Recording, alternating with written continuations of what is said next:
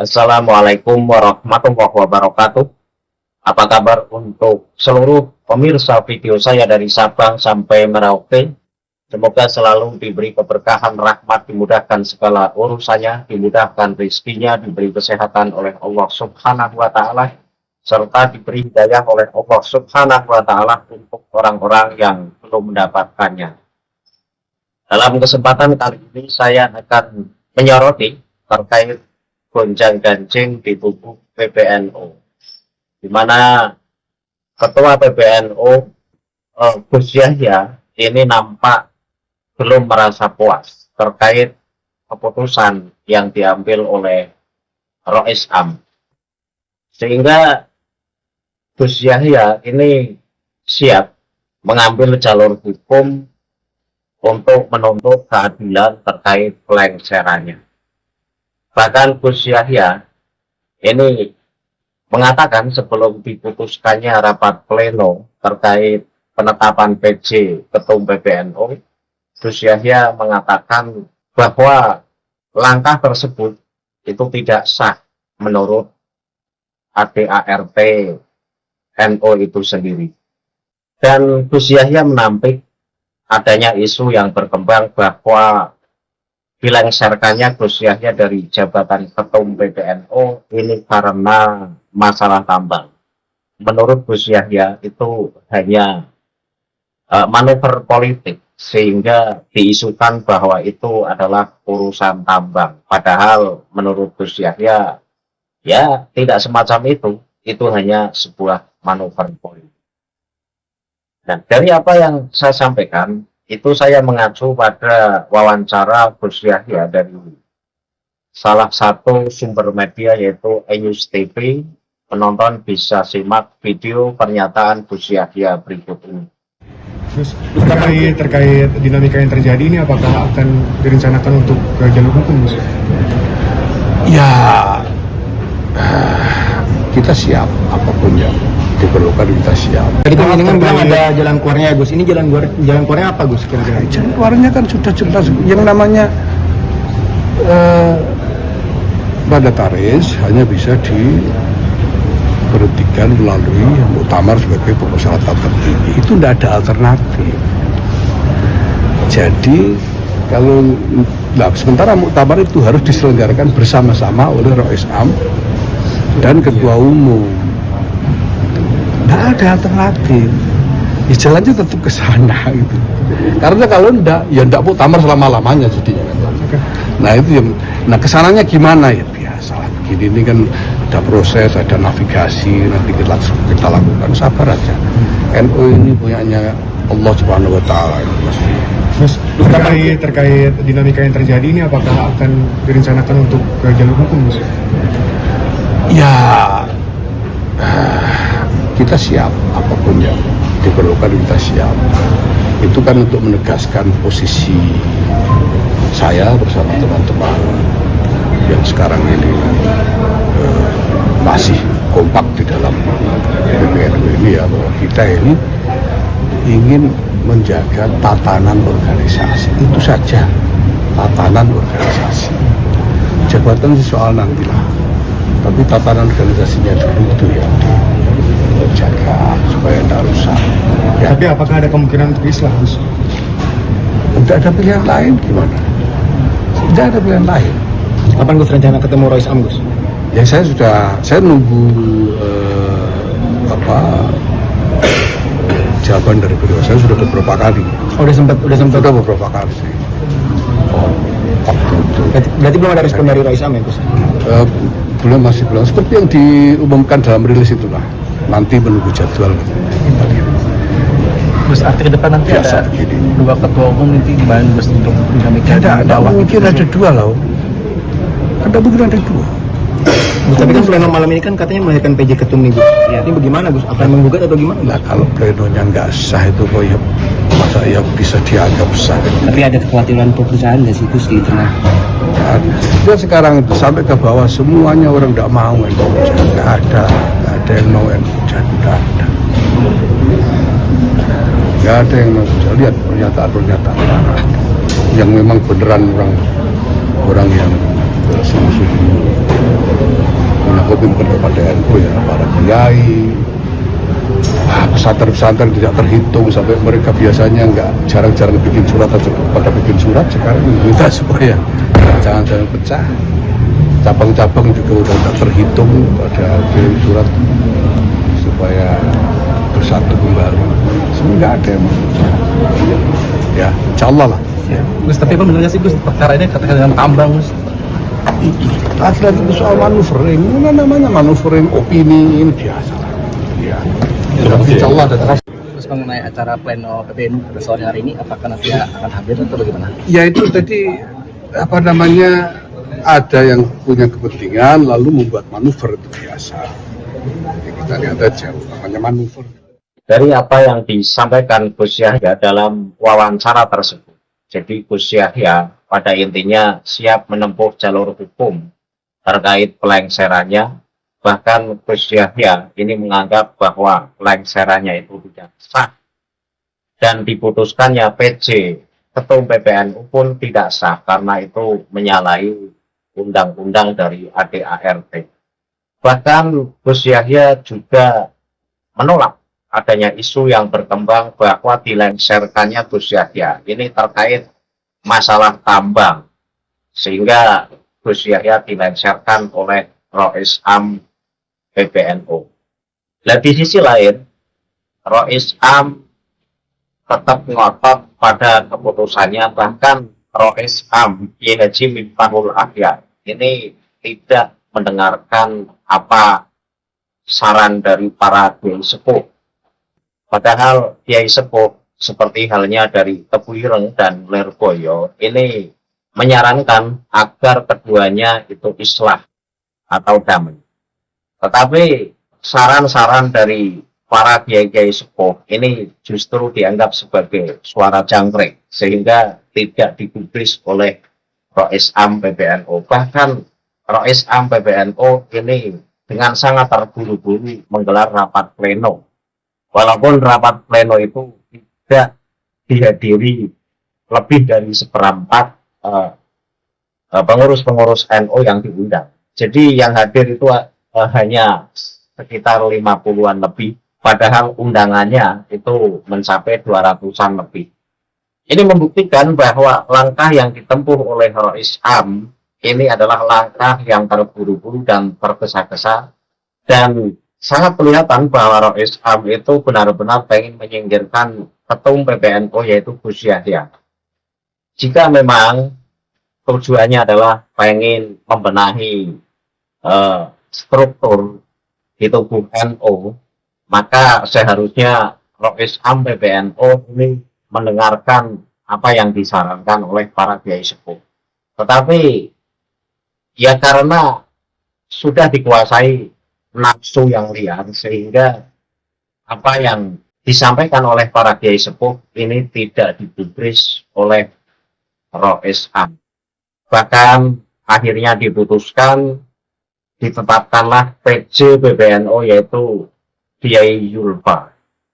Ya, Kiai Zulfa ini adalah masih keponakan dari mantan Wakil Presiden RI yaitu Kiai Haji Ma'ruf Amin. Namun siapapun yang menjadi PJ PBNU, saya berharap bahwa dapat membawa NU menjadi lebih baik dan benar-benar menjadi pengayom kepada warga Nahdliyin, karena warga Nahdliyin yang kultural ini melihat gonjang-ganjing di tubuh NU ini miris, bahkan banyak yang meneteskan air mata. Karena apa?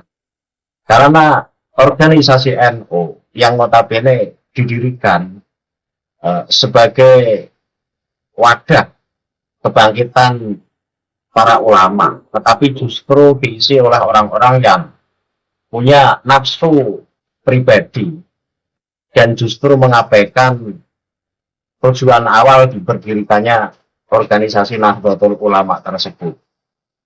Dan jika orang yang ada di elit PBNU ini masing-masing membawa egonya, sehingga konflik ini akan terus berkepanjangan, maka warga Nahdliyin ini makin tidak percaya dengan kepemimpinan NU saat ini.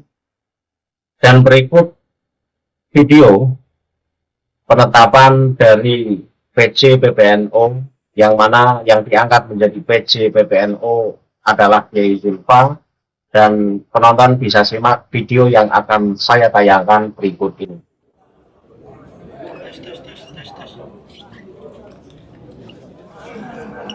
Bangsat buka dong Mas Bangsat. Bang, buka bang. Ini. Lihat.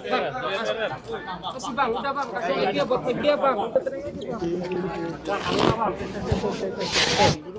Duduk. Oke, ya. Tanya ke siapa dulu? Saya ke Pak Menteri dulu.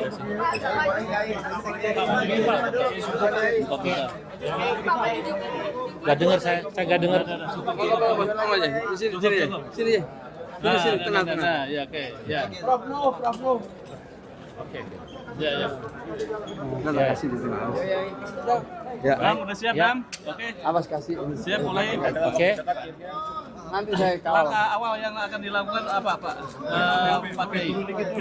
Langkah awal secepatnya dalam rangka normalisasi organisasi, pasti akan ada komunikasi ya intensif kepada seluruh pihak yang kemarin gitu ya. Kita tahu ada sedikit perbedaan, baik itu kiai-kiai kultural termasuk struktural. Itu langkah awal yang paling awal.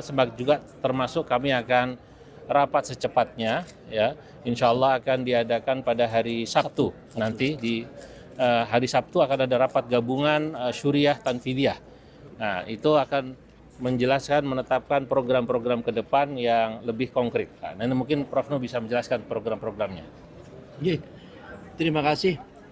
Jadi ada 4 program ke depan yang insya Allah beliau akan laksanakan dengan sebaik-baiknya. Program yang pertama adalah konsolidasi internal organisasi. Itu satu keharusan, soliditas organisasi. Yang kedua, percepatan kinerja, capaian kinerja, baik kinerja yang terkait dengan kepengurusan di daerah-daerah maupun juga yang sudah ditetapkan pada program kerja PBNU sendiri maupun amanat dari Muktamar tahun di Lampung. Yang ketiga yang tidak kalah penting yaitu menyiapkan kombes dan muktamar sebaik-baiknya.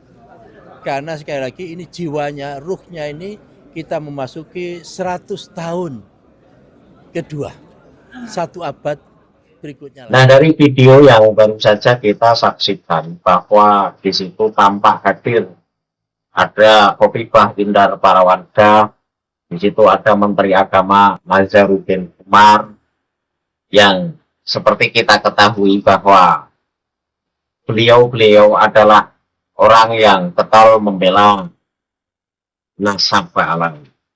Dan saya ini bernarasi bahwa Rois Am ini akan memberikan peluang besar kepada para habaib di Indonesia, karena Rois Am adalah orang yang mati-matian bela nasabah alawi sebagai cucu Rasul. Bahkan di situ yang hadir juga orang-orang yang menjadi muhibbin dari para habibah alawi. Saya sangat miris ketika orang-orang yang notabene disebut sebagai al-alim, kemudian meyakini bahwa nasabah alawi itu adalah syukurah wal istighfarah. Bahkan nasabah alawi itu adalah nasab yang sahih sebagai turunan Rasulullah secara ismaul ulama, tanpa mau mengkaji kitab-kitab nasab, kemudian tanpa mau mengkaji kitab-kitab yang lain, yaitu kitab-kitab khurafat, di mana banyak ajaran-ajaran yang disampaikan dalam kitab-kitab tersebut merupakan ajaran yang sesat dan menyesatkan. Dan jika para elit PBNU yang saat ini menjabat kemudian masih husnudon bahwa Ba'alam sebagai duriah Rasulullah, ya Masya Allah, justru pelan-pelan NU ini akan dikuasai oleh mereka pendatang. Nah, maka saya berharap untuk kepengurusan NU di masa mendatang, saya berharap kepengurusan elit ini diisi oleh orang-orang yang kompeten, orang-orang yang benar-benar mumpuni dalam keilmuannya, sehingga tidak akan mudah mengambil satu kesimpulan hanya dengan modal husnudon. Padahal terkait nasab Balawi ini bisa dikaji. Apakah nasabnya tersambung ke Rasulullah atau itu nasab palsu? Sebenarnya bisa dikaji. Ya sesuatu yang bisa dikaji. Maka ketika hanya modalnya husnudon saja ya, ini tidak mencerminkan keulamaannya. Karena itu akhir dari apa yang saya sampaikan. Gonjang ganjing di tubuh NU ini kedepannya menjadikan NU lebih baik, dan siapapun yang menjabat di elit PBNU hendaknya berpikir waras dan berpikir cerdas. Jangan hanya modal husnudon, karena jika modal husnudon itu selalu dipakai, bisa-bisa kita itu akan tersingkirkan. Artinya organisasi NU yang didirikan oleh Mbah Kiai Haji Hasyim Asy'ari ini justru akan dikuasai oleh pendatang, orang-orang yang datang dari Yaman yang mengaku sebagai keturunan Rasulullah di Indonesia. Nah, ini sangat miris. Ini sangat miris jika itu terjadi. Karena itu saya berharap NU tetaplah menjadi organisasi kebangkitan para ulama dan menjadikan keulamaannya sebagai alternatif dalam memecahkan setiap persoalan. Ya, seorang ulama kok kemudian modalnya husnudon saja, nah ini kan tidak mencerminkan keulamaannya. Dan untuk Kiai Julfa, semoga dalam menjabat sebagai PJ PBNU ini bisa membawa NU lebih baik. Akhirul kalam, billahi taufiq wal hidayah. Wassalamualaikum warahmatullahi wabarakatuh. Salam maras untuk seluruh muslim di Indonesia.